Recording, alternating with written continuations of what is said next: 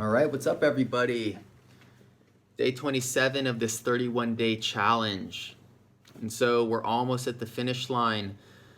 What I'd like to say is that ends are only beginnings. And my hope is that after this formal challenge is done, you are informed enough and well acquainted enough with your practice to carry it forward, but specifically in a more simplistic way. The intricacies and details, the technicality of this last month really is there to support you in trusting how simple this process really is. And at its simplest, all you're doing is taking the time to sit down, slow down your breath, be still, and be as awake as possible to the subtle experience of your own being in action, in doing nothing.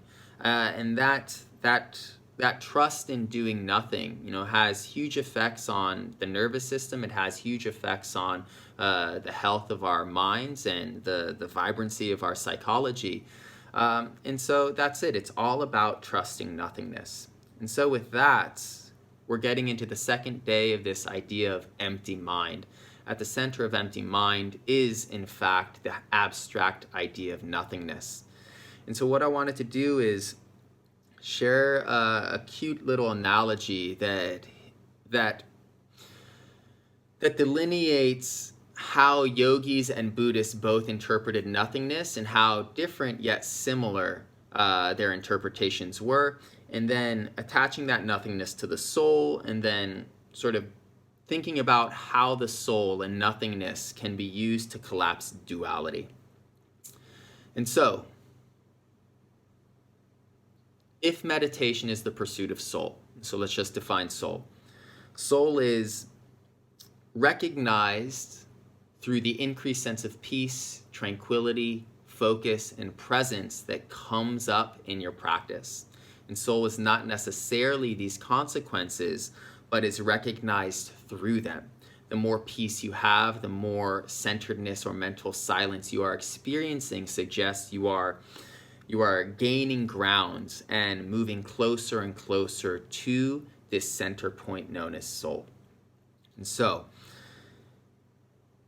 if meditation is the pursuit of soul or the experiencing of soul, is the soul a peach pit or the center of an orange?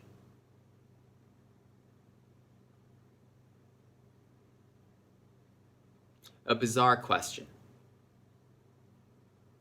And so to yogis and Hindus, the soul is more like a peach pit, meaning that inside the flesh of our bodies and inside the sweetness and nectars of our thought process and our emotions, there is a substance, there is a tangible core. And that tangible core is the soul, or Atman. But the Buddhists, right, their analysis of the soul was very different. That at the center of our segments, right, like the segments of an orange, at the center of our segments, encased in the rind, once we remove all the segments, there is nothingness. There is just void or space. And that void is the soul. And that void is nothingness. And so the truth is that the soul, if we, take the time to understand it or grasp it seriously, is neither and both, right? The soul is ineffable, indescribable, and sort of stands apart far beyond our intellect's reach. And that's the whole point of learning to feel intensely instead of think while you're meditating. You learn to occupy that state of feeling, and in that these ideas, that words really become, very weak to define. These words and these ideas become approachable and understandable through feeling. But another way of sort of describing soul is that it stands apart, away, or sort of immune to the ups and downs of life. That when life is good and life is bad, when we are young and then when we are old, the soul is that thing that stays the same and unchanged inside us. And the reason why both Hindus and yogis and Buddhists attached soul to the process of meditation is that no matter what point in their lives they were meditating, no matter what emotional state they were experiencing as they approached their practice daily, when they took the time to organize their breath and organize their nerves and focus their minds, they consistently hit this bed of uniform experience, which was, again, peace, tranquility, mental quiet, a sense of openness, a sense of connection. And because this bed of experiences was so consistent throughout the days, months, years, and decades of practice, these qualities or these consequences also seem to stand against or stand apart the tides of change, which is so pervasive in life. Everything changes, yet these qualities seem to exist underneath it all. And so they slowly became attached to the eternal, and the soul is that eternal drop inside the individual. And so this is the correlation.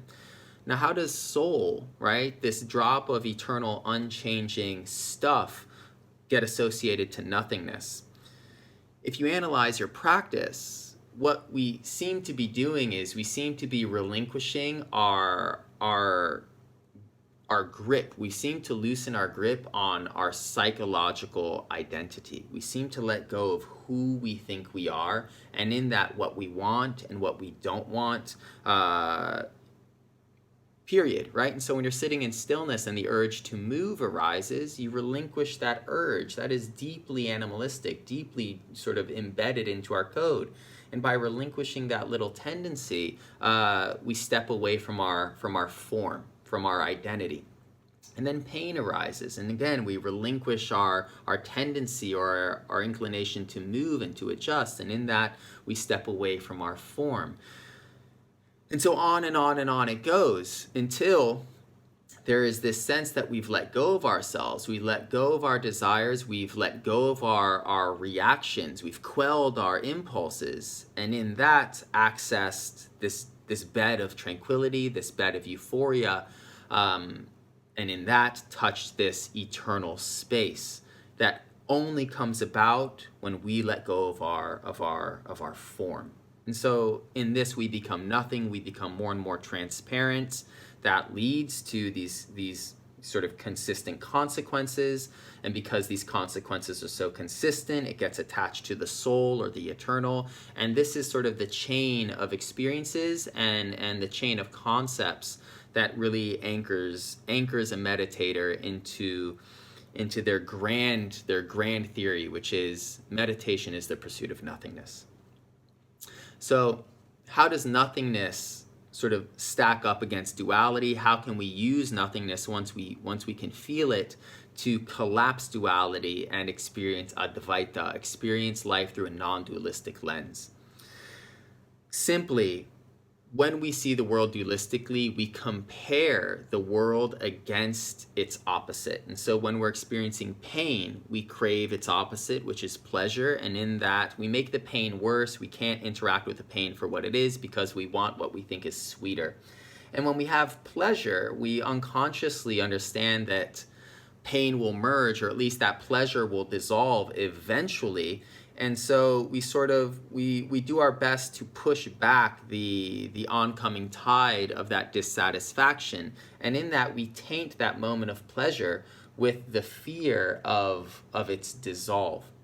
And so we do this in all sorts of ways. We compare the successful version of ourselves with the idea of ourselves as a failure, whether it's sort of over the course of our lives or in specific situations, and in that we taint both. And so this tendency to compare opposites keeps us locked in the struggle of escaping the negative and reaching for the positive. But when we learn to compare each side independently to nothingness, once we understand nothingness as an idea, we really find that everything stands apart as sort of a magnificent individual experience or phenomenon. And that we don't have to compare pain with pleasure. We don't have to compare success with failure. All we have to do is compare it with nothingness, with the absence of it.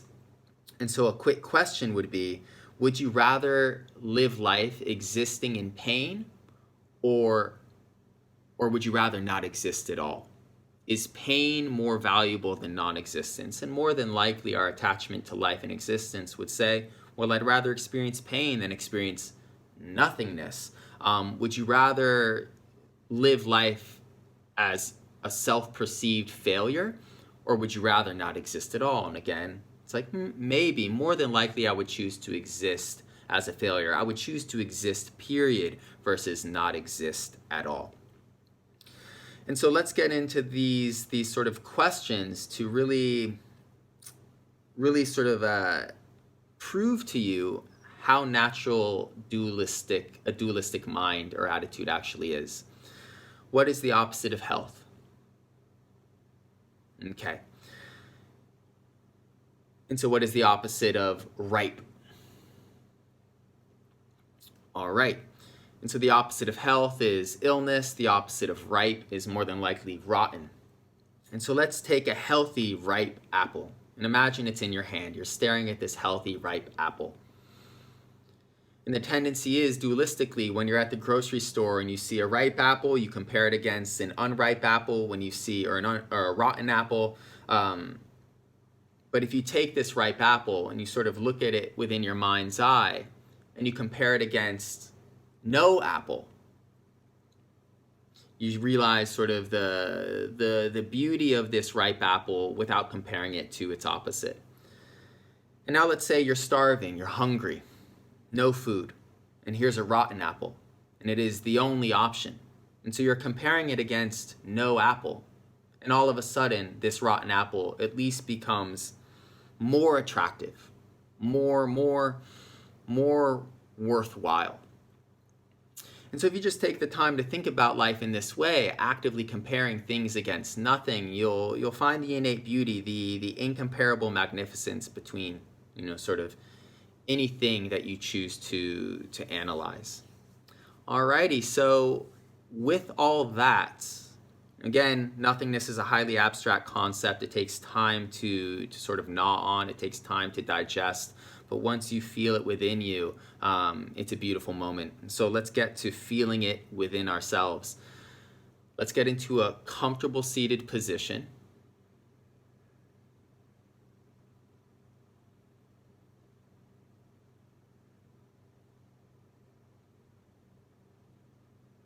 Slow down the breath, straighten the arms, bring a random finger to each thumb, and start to design the physical elements of your practice.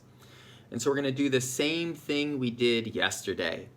As your mind scans your practice, analyzing and judging your techniques against better versions of those techniques and lesser versions of those techniques. That's duality. I could slow down my breath. That is better. I could straighten my spine. That is better. As your mind moves and judges your practice through this duality, just repeat in your head, neti neti. Meditation is not a tall spine. Meditation is not stillness. Meditation is not a stable breath.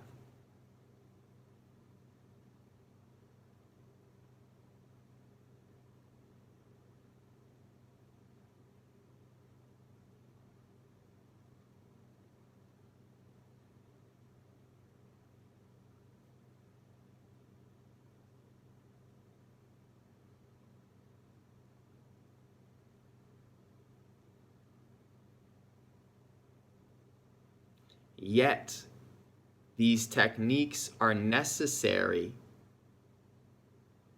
to pull us into that bed of tranquility, of peace.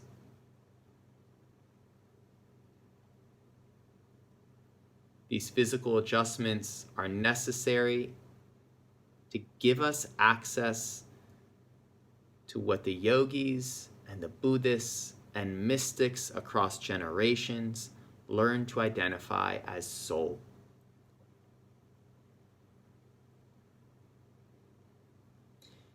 Neti neti is just empowering us to let go of our attachments to practicing correctly or incorrectly.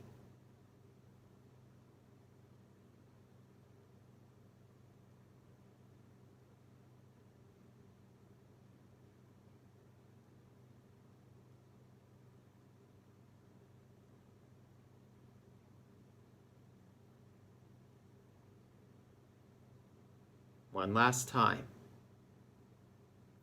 When your mind, which functions through duality, judges your practice, intervene with that judgment and repeat the mantra neti neti.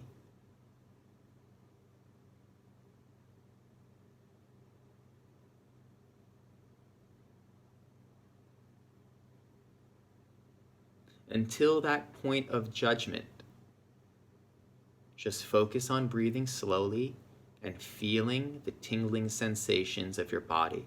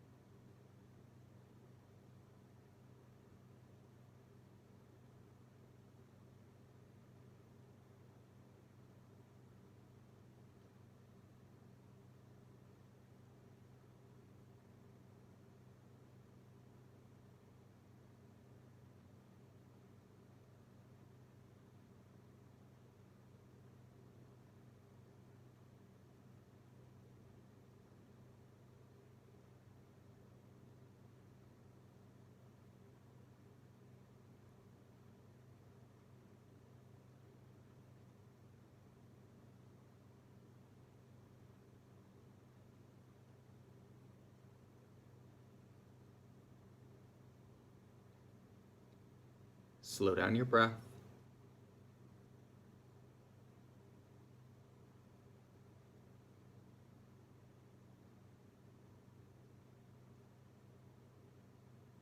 Before we can empty the mind, before we can occupy that center point of nothingness, of void,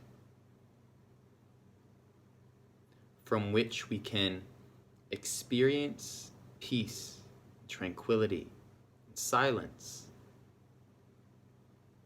Before we can do that, we have to understand the nature of the mind. The mind generates duality. It compares circumstances.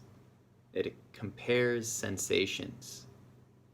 It compares efforts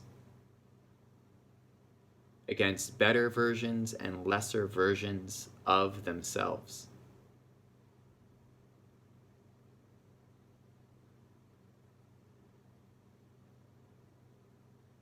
And this back and forth between the fantasy of better and worse creates dissatisfaction, creates desire.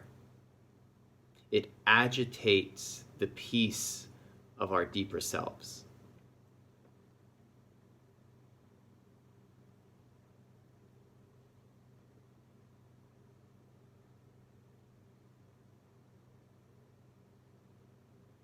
And this tendency to apply duality, to apply the fantasy of better or worse to meditation is very real, and arguably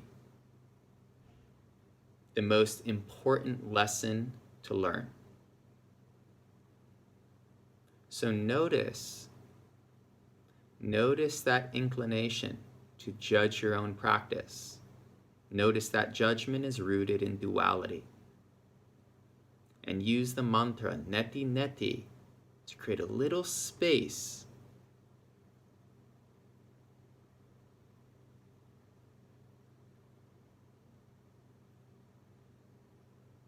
by continuously reminding yourself meditation is none of that.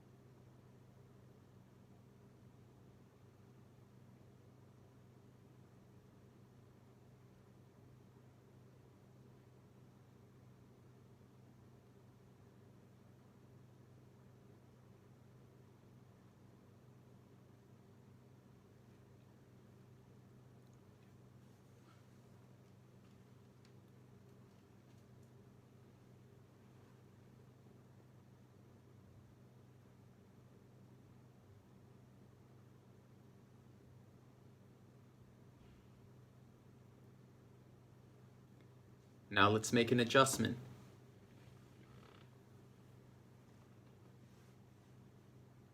Use the mantra neti neti to disconnect from the ways in which you define yourself in this moment. Meaning, when you take the time or the mind, insist that you adjust the body. Insist that you slow down the breath. There is an unconscious association that you are this body, that you are this breath. And when you respond with the same mantra, neti neti, consider you're not just negating the technique. You're not just saying meditation is not my posture. You're also saying, and I am not my body.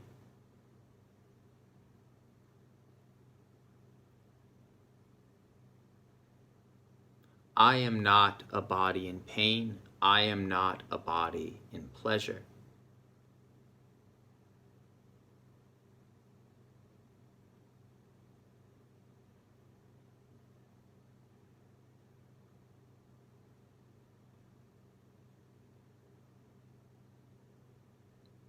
When you respond to your mind, neti neti, there's the unconscious understanding that you are this mind you're not responding to, or you are responding to.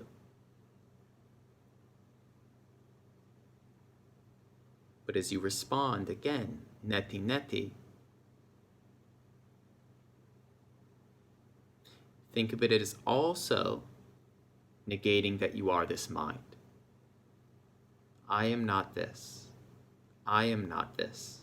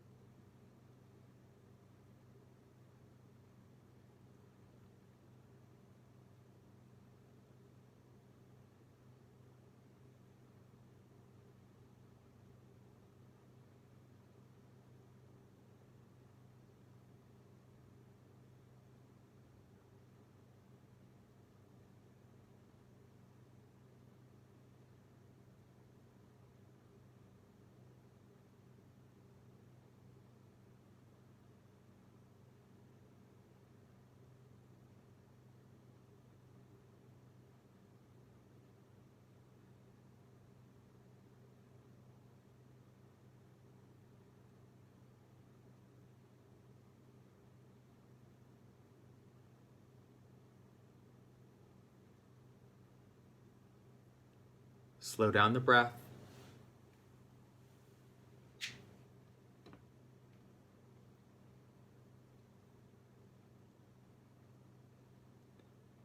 And appreciate that you are attempting to put form to something uniquely abstract. Something that only exists in the caverns of critical thought. Because in the physical world, there is no such thing as nothingness. There is only substance. And everywhere you look, you will find something. And so take your breath in this final exercise. And compare this breath that you're taking to no breath.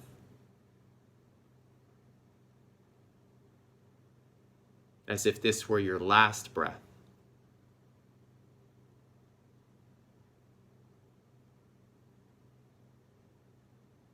As if this was the only breath.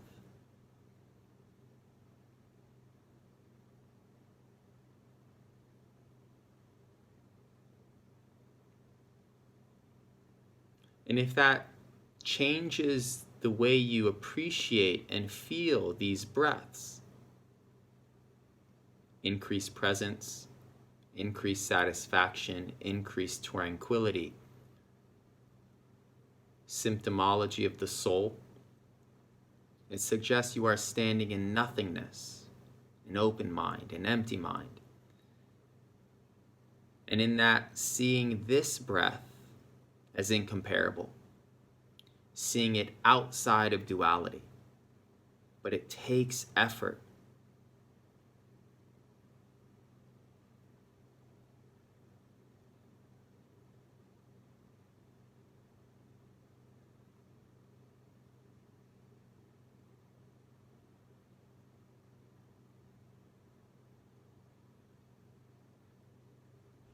And so one last time, repeating, neti neti, I am not this breath.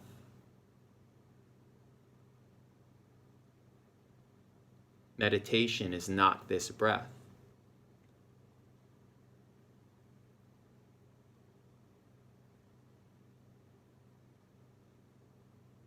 It's about becoming or experiencing or understanding nothingness so that whatever you are, you can connect to this breath more authentically, more generously. Very slowly bring your hands to heart center. Strengthen your posture just because, not right, not wrong.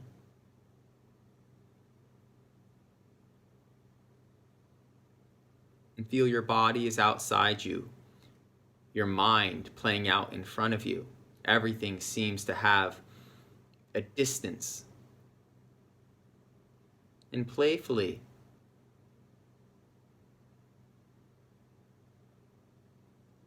is this soul, is this center point, is this practice a peach pit or the nothingness of an orange center?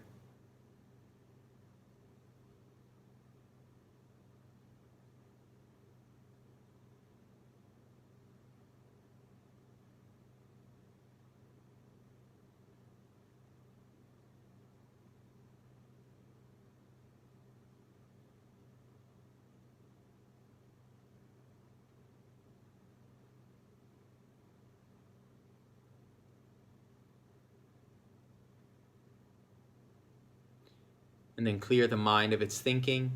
Listen to your environment, something like a flower blooming to the sun. Everything is coming into you.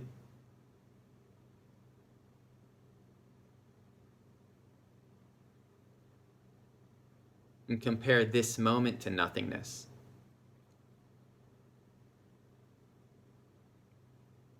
Back to that mantra, this will not last.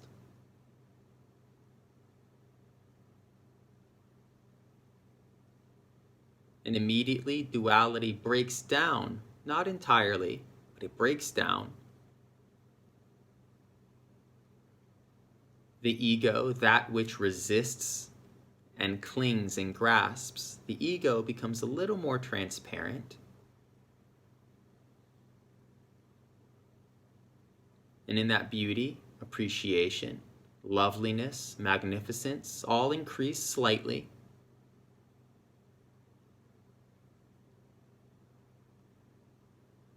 Thumb knuckles to third eye center. Press your thumbs intensely into the skin of your forehead as you focus, as you feel. Neti neti. While I do these things, meditation is not these things.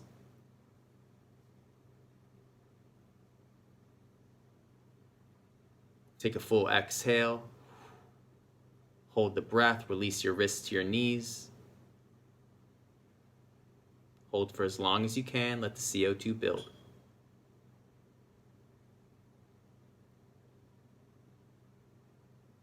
When you need to inhale mindfully through the nose, swell into your belly, hold your breath.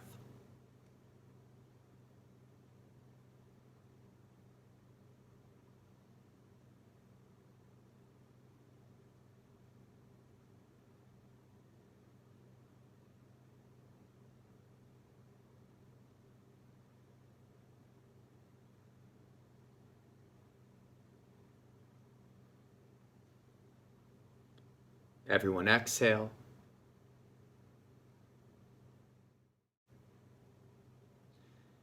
And as you open your eyes, without saying anything in the mind, just compare what you see to absence, to void. This home is better than no home. This breath is better than no breath. This moment is better than no moment.